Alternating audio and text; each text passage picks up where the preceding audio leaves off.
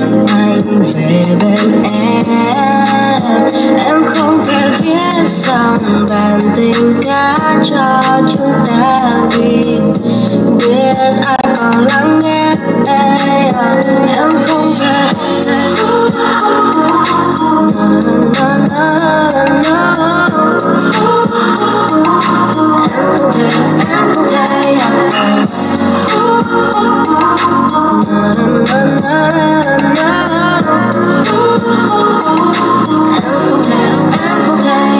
không nhớ được ta đã từng bên nhau mấy lần hoàng hôn như thế,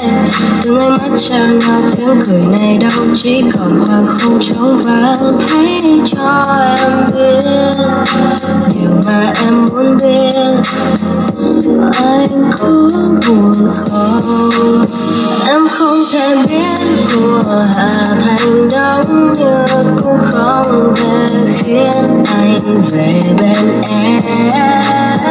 em không thể viết xong bản tình ca cho chúng ta vì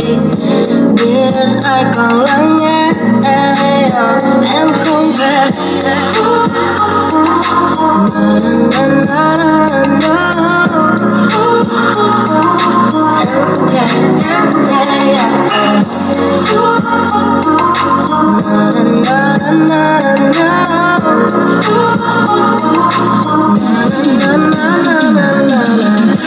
khi anh đi em biết anh đã buông sự lặng nhìn vào em anh hãy nói sự lặng em kia thành câu trả lời.